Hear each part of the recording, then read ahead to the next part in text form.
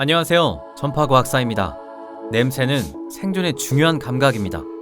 위험 물질뿐 아니라 인체 질병까지 냄새로 파악할 수 있기 때문이죠. 질병의 냄새, 진단하러 가보시죠. 질병에선 때로 좋은 냄새가 납니다. 당뇨병 환자와 다이어트 중인 사람의 날숨에선 새콤달콤한 냄새가 납니다. 당뇨병 환자는 당을 분해하지 못하고 다이어트 할 땐 당 섭취가 줄어들죠. 에너지원으로 당 대신 지방에 연소하면서 케톤체라는 물질이 발생합니다. 이 물질이 유성 매직 같은 새콤달콤한 냄새를 풍깁니다. 향수로도 뿌리는 머스크, 바닐라 향은 파킨슨병, 알츠하이머 환자에게서 나타납니다. 영국의 간호사 조이 밀르는 남편의 티셔츠에서 이전에 안 나던 머스크 향을 맡았습니다. 이후 파킨슨병 모임의 환자들에게서 같은 냄새가 나는 걸 발견했고 10년 후 남편은 파킨슨병 진단을 받았죠. 조이 밀르는 알츠하이머 환자에게선 옅은 바닐라 향을 맡았다고 합니다. 밀르는 조기 발견이 어려운 파킨슨병 연구에 참여한다고 하네요. 암 환자의 수술 부위를 열면 암 종류에 따라 나무 향과 화학조미료, 유황 냄새가 난다고 합니다. 기름 냄새를 풍기는 질병도 많습니다. 유방암 환자의 날숨엔 프로파놀 성분이 많아 소독용 알코올 냄새가 납니다. 분비선 이상 증상인 난포성 섬유증의 경우 이소프렌이 다량 함유돼 휘발유 냄새가 나죠. 폐암 환자는 신어 냄새가 많이 나는데 냄새 진단율이 70%일 만큼 정확하다 합니다. 유기물이 썩는 냄새도 납니다. 신장에 이상이 생기면 화장실 냄새가 나는데요. 암모니아가 배출되지 못하기 때문입니다.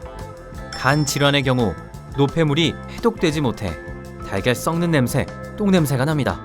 헬리코박터가 원인인 위장 질환의 경우 역시 썩는 달걀 냄새가 난다네요. 치주염, 축농증 등 호흡기 질환은 썩은 고기 냄새를 풍깁니다. 동물 냄새를 내는 질병도 있습니다.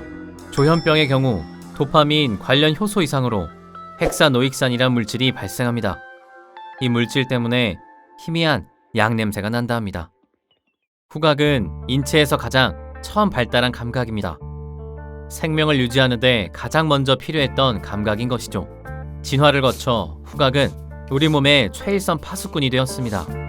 낮보다는 아침 저녁에, 남성보다는 여성이 배부를 때보다 배고플 때 후각이 더 예민합니다.